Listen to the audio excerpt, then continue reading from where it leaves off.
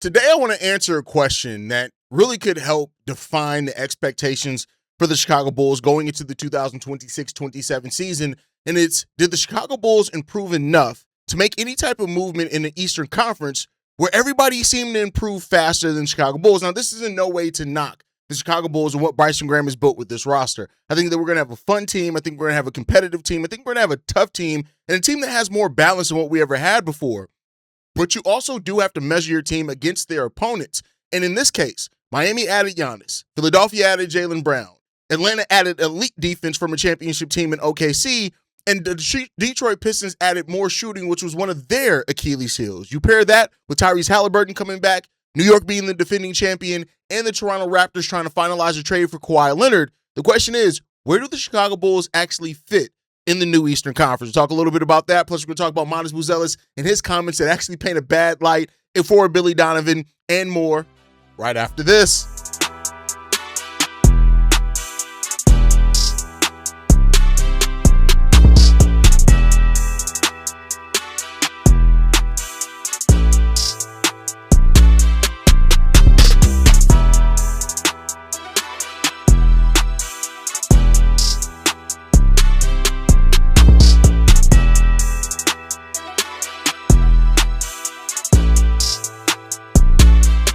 What's going on, Bulls fans? Welcome to another episode of Chicago Bulls Central, your number one spot for everything Chicago Bulls related. I'm the host there, Haize. But more importantly, you guys can follow the channel at Bulls Central Pod on every social media platform we happen to be on. With that said, let's go ahead and get into this content for today, y'all. Hey, Giannis Buzelis and this interview with Lonzo Ball. I want to start off with that before we get into kind of the nitty-gritty of the Eastern Conference.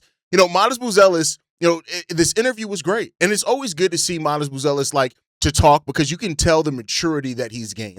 He's still a kid. Make no mistake about it. But, when you look at, this interview, for example, versus some of the first times we heard Giannis talk and stuff like that after he was drafted, it's night and day. This kid is really developing to a well-rounded man. And you love to see that for players that are in your uniform because that shows the growth that they have as people. Then, of course, you've seen the growth on the basketball court as well, right?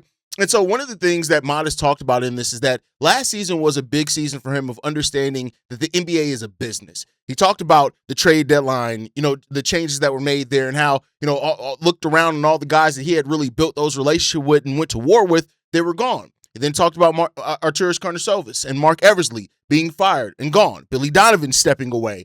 He acknowledged the business side of basketball, and it felt completely different for him realizing that side of basketball. Now, I think this is a realization that all players eventually come to is that basketball is a business, and as much as it's still a game, it's still a sport, and you have a lot of fun doing it, but that the business side of that could lead you to losing guys that you looked at as not only friends, but teammates and people that you, like I said, you went to battle with, right? And young players have to quickly learn that relationships, roles, organization plans, they could change without any warning. They could change like this at the drop of the hat. And, not to say that you see the total overhaul that the Bulls made, a lot, right? Where the front office changes, you make a bunch of trades at the trade deadline, your head coach changes, or the direction changes, all that type of stuff. But I think that, he talked about the response not being fear, but it being adaptability. And I think that that's such a poignant perspective to have on that again, shows the maturity of Giannis Buzelis as a person, right? But he did say he expressed his excitement about the new direction that the Bulls are going in, right? But I do think this last season between the trade deadline till now, he realized and experienced his first harsh NBA lesson that every player eventually learns, and that's nothing around you is guaranteed. It's just not. Nothing around you is guaranteed. And that you like to think, we're going to keep progressing, we're going to keep working together, we're going to keep, going forward, but that just does not happen. And when you look at the change that Giannis has seen from when he was drafted till now, it's a completely new organization. When Giannis was drafted, DeMar and Zach were still here, right? That goes to show you how much of that has changed in that time period, right? It's been huge in that regard. And so overall, I think, it was good to hear him to acknowledge that part of it. But let's get into the part that I know a lot of people are going to talk about. And that's that Lonzo was the first to say it. He talked about that he feels like, he called him Mott's. Again, I love that. But, it said that Giannis, was put on a leash in a little bit of a way. And we talked about that, but he told the exact story of how, Giannis Buzelis took a mid-range shot that was in his shot because, me and Pat talk about this a lot on Locked on Bulls, is that Modest has a mid-range game. At least he had a mid-range game before coming to the Chicago Bulls. I even think you saw a little bit of that his rookie year. But Lonzo talked about how Billy Donovan stopped, in a tape session. And even Lonzo was like, listen, I've been in a lot of weird tape sessions over the course of the NBA, but that was one of the weirdest one. He was like, Modest took a perfectly normal shot. He missed it, right? Like, because you're not going to make all of them. But the way that Billy Donovan was like, never take that shit again and all this type of stuff, like, I think it goes to show there was a lot of people that kind of surprised me as well that defended the fact of the complete abandonment by the mid-range under the last year or so of Billy Donovan. And I think that, it's weird, right? Because, yeah, you want to take the efficient shots, but completely abandoning it is a little problem there, right? Now, I do think in regards to this, they did also acknowledge that Billy Donovan, they gave him credit for understanding that this franchise needed a total reset, right? But, just saying that the freedom, right, and the leash that Modest was put on, Tiago Splitter is going to, have the responsibility of expanding Modest Buzelis' game a little bit more, and you still can provide structure even in freedom, right? And that's structured freedom. We talked about that. That is kind of the mode of Tiago Splitter's offense. I think Modest Buzelis and a lot of people are going to benefit from that. The quicker decisions, the physicality, the efficiency, all that type of stuff. Taking the leash off Modest Buzelis does not mean letting him play recklessly. That's not what it means. Go out there and do whatever you want. It means giving him talent and room to breathe and room to make some mistakes and learn and grow from those mistakes as well, right? And so hearing even Lonzo as a point guard that Modest deserved more freedom and he saw the talent in that, I think it says what a lot of us have seen in this time. A lot of us question about Billy Donovan, right? But I think you get back to it, like Modest, he believes he settled for too many three-pointers. He said that. He wants to attack the basket a little bit more. He talked about working with Dirk Nowitzki. Like, that is huge. And Lonzo, this is how Lonzo's mind works. Lonzo, when he said Dirk, he was like, Lil Dirk, you've been working with Lil Dirk? First of all, Dirk is in jail. But outside of that, of course, Dirk Nowitzki that he's been working with, and you love to see that in regards to it. But he also talked about wanting to work some with Denny Advia because of how Denny uses his shoulders to get to his spots, gets to the free throw line, those type of things. So I think when you look at it, Modest Buzelis' third-year development path can kind of look like this as far as checklist. How does he attack closeouts more consistently?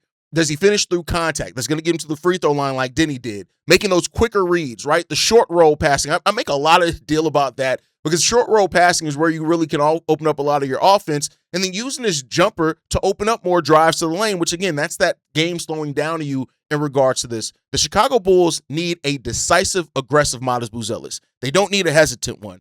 And when you put players on a leash, you make them hesitant because they're overthinking sometimes.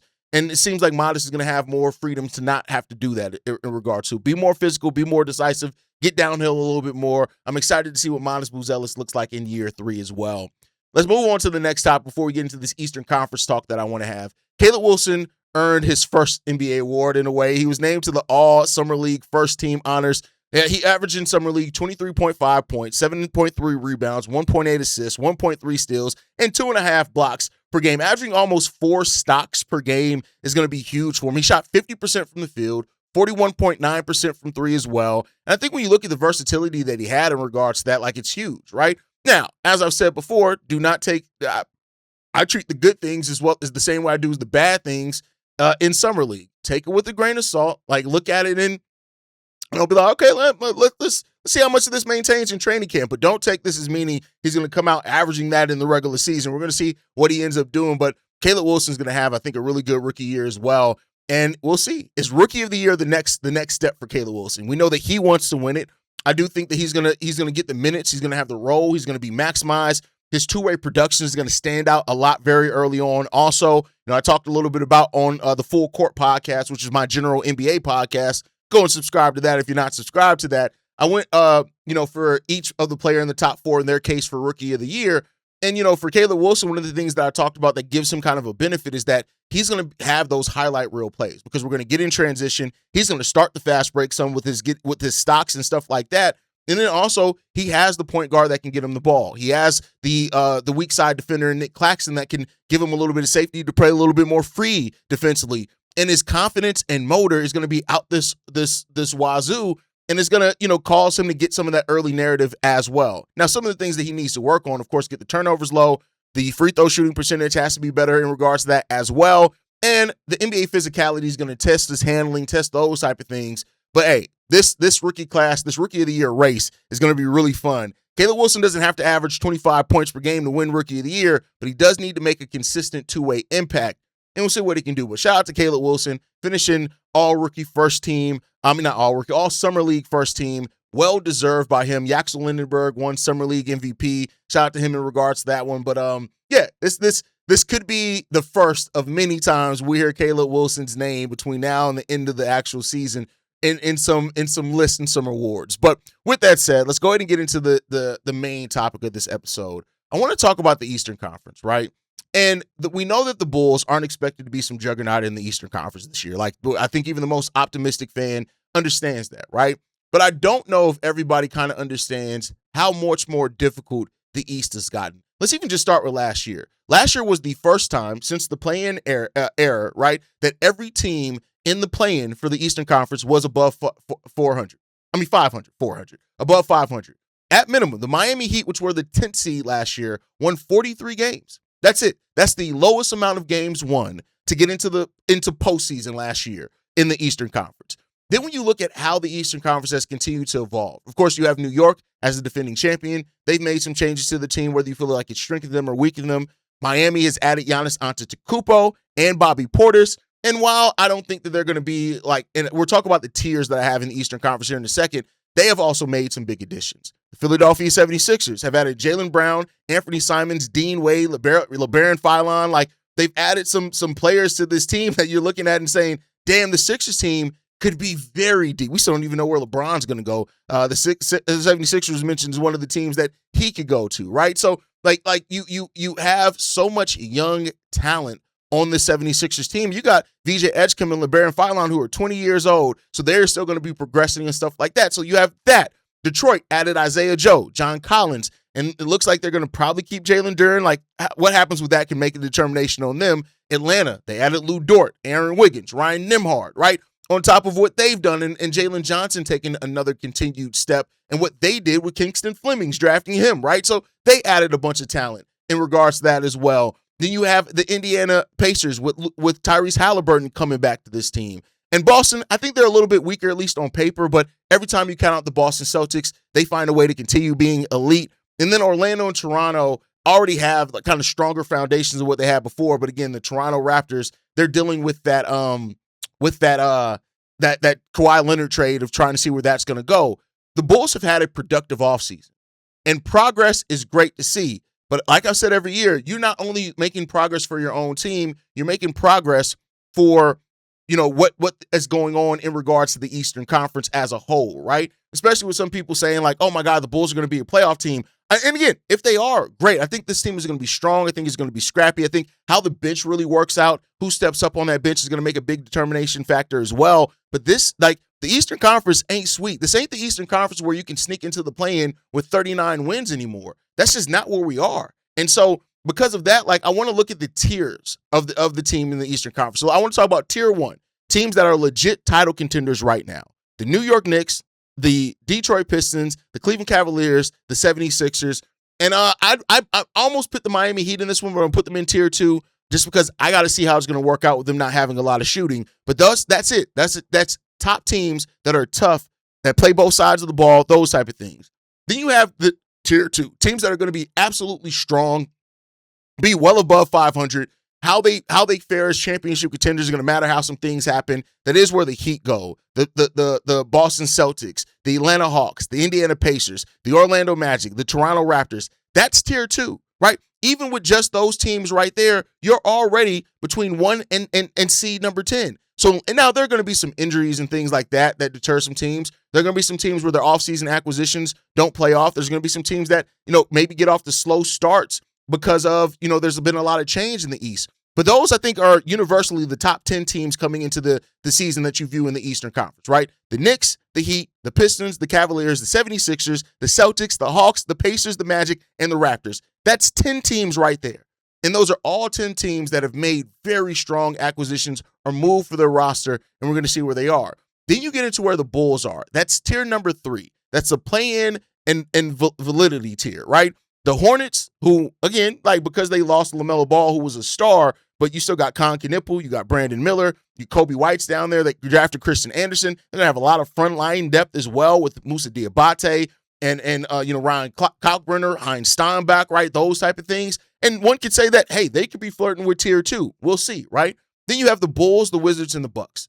These are teams that, the Bucks are going to be bad, right? I think that. I think Brayden Burns is going to have a lot of opportunity to get a lot of shots up and stuff like that. The Washington Wizards, I get it that they have Anthony Davis and they have Trae Young, but this is a team that between the two timeline things never really work. You got a two timeline with AJ DeBonsta and Trey Johnson and Bub Carrington. But then at the same time, you have so many questions around how's that going to fit with Trae Young, who didn't fit a young mode before, those type of things. And then, of course, you have our Chicago Bulls, right? And then you have the fourth tier, which is the development first tier, and that's the New York Nets, the Brooklyn Nets, right? So when you look back to this and what this means for the Chicago Bulls, this means that the Bulls are in a tier and tier number 3 to where, depending on how things work out for them, how much does the shooting affect them? What type of leap does Josh Giddey make? Does Miles Buzelis make, right? What type of step does Caleb Wilson make over the course of his rookie year? There's so many questions in regards to that one. And I'll say this too. There's still a chance that the Bulls could trade a Jalen Smith or Trey Jones at the trade deadline for teams that are really trying to make their move and want some costly, low-cost vets that absolutely know their role, right? So the Eastern Conference has changed, right? And I think when you look at why the Chicago Bulls, if you're looking at the positive, why the Bulls can press to rise up a tier, you have to have Norman Powell. He has to be the dependable scorer he is night in and night out, stay healthy. Caleb Wilson has to be ready to contribute right away as a two-way player, not just as an offensive player, but as a two-way player. In a lot of ways, he has to be looked at as one of the best defensive players on this team. Nic Claxton as well has to get back to what he's doing. Miles Buzelis has to make that third-year leap. Josh Giddey has to continue. You're on a roster now for Josh Giddey that's better suited to your strengths and to cover up some of your weaknesses, which is really good. And I think in regards to that, Tiago Splitter and the clear offensive system that he has. But then you have to find that hierarchy on the bench. Trae Jones, Jalen Smith are definitely going to be in the rotation because they're veterans that know their job. They do their job very well. And we'll see. Zach Collins, another guy, if he's healthy, he's going to be in that rotation. So then you're looking at the question marks in that between how much does Leonard Miller play, right? Dailyn Swain, does he show himself to be, as the season goes on, at least a reliable 10 to 12 point per game scorer coming off that bench? Can he do that? Isaac Okoro may have to be the backup too if Dailyn Swain is not ready, right? Of course, we have questions like, does Jalen Sellers get in there and stuff like that? What does Patrick Williams and Rob Dillingham give, right? Tons of questions in regards to that one. But there is a world in which the Bulls improve. They also improve in their wins. There's a world in which the Bulls can be a 500 team. They can win 40 to 41 games and still miss out on the play-in because of how deep the Eastern Conference is now. And so that's why I don't want to make it out. And again, I'm not knocking the fans that are in the comment section every day talking about the Bulls potentially being a playoff team because, listen, I love the optimism. And I think I said that to somebody yesterday. I love the optimism. And, I'm sometimes cursed by my brain thinking more realistic than allowing me to just dive into optimism sometimes. It's a gift and a curse, right? But it's going to be tough this year. But I'll say this as well. Whatever the Bulls do this season, right? You're going to be able to get a real measuring stick on how this team, where this team is right now, and then the things that they need to improve on next offseason because of how deep the Eastern Conference is, because of how tough it's going to be to even make the play-in this year. All these things can put you in a position where you're going to be able to better evaluate going forward because the East is not sweet anymore, right? I think when you look at some questions, we all know the questions that happen. If you're not healthy, if Norman Powell doesn't quite fit with Josh Giddey like you want him to do in regards to that one, if Caleb Wilson has a normal rookie season, hits a rookie wall, and maybe has some inconsistencies, us as a team, we can have those inconsistencies as well of a team that just does not know how to close games, right? Sometimes that happens in regards to that one. And, the Bulls were predicted, I think, to win, 24 and a half games. That's what the odds makers gave for the Chicago Bulls.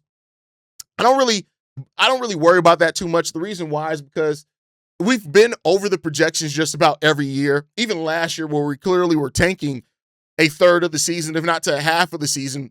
We still almost flirted with being above the projections, right? So I don't really go into that a lot, right? I know a lot of other podcasts are going to make that their content talking about that, but overall, I just like to talk about things in the East and where we are. And so, I go to it again, what I've talked about before. A high-end outcome for the Chicago Bulls could be between 40 and 44 wins, right? High end. And that's if, all the things kind of work out together. Buzelis makes a leap. Caleb Wilson plays like a rookie of the year. Josh Giddey plays like an all-star for the entirety of the year. We find the balance on the bench. All those type of things, you can find that. A realistic outcome, I think, for the Bulls in this first year, though, is 35 to 39 wins. I think that's a perfectly reasonable outcome for and realistic outcome for the Chicago Bulls with this season. And then the low end, like you can win 29, 30 games. Like there's a possibility of that too. And that's like health being a concern, that you don't give over some of the obstacles, stuff like that. Like it's going to be a long season. And I think it's not going to be the season that a lot of people think or want it to be, either if you're on the bad side or the negative side on that, being down on the team, or you're on the side of it where you think like this team is going to sneak in and be some 8 seed, right? Like it's going to be tough, but I like that. And I love that because you get a real measure against where you are. There's no more weak spots in the Eastern Conference as far as like you're just going to be, you're being the best of the worst, get you a play-in spot. That's not what this season is going to shape up to be, at least not on paper this year. It's going to be a gauntlet in that Eastern Conference. And where the Bulls fare in that gauntlet is going to tell us a lot about how Bryson Graham, Tiago Splitter, and these players and coaches in this front office, what they need to do around this time next year. And we'll see. All right, we'll see. We'll see how that goes. We'll check in on this one again, maybe up 10 games into the season, again, halfway through the season, and just see where we are with it. But let me know your guys' thoughts on everything down below. How do you feel about Modest's podcast interview with Lonzo Ball and those guys? How do you feel about Caleb Wilson making the All-Summer League first team? And then as far as the gauntlet of the Eastern Conference, where do you have the Bulls shaking out in the Eastern Conference this year, both your high-end and your low-end expectation for this team as well? Sound off in the comment section down below and get that comment section popping off. Make sure you guys like the video, subscribe to the channel, hit that notification bell so you never miss an episode or an upload. You can follow us at Bull Central Pod on every social media platform, and you send us any feedback, questions, comments, concerns, bullcentralpod@gmail.com. And lastly, if you want to leave a text message and our voicemail for the mailbag, the number to do so, 773-270-2799. We are the number one spot for everything Chicago Bulls related, but that is thanks to you, lovely and beautiful people. And like I like to end every episode on, go Bulls. Love you guys. See you right if you can, y'all. Peace. This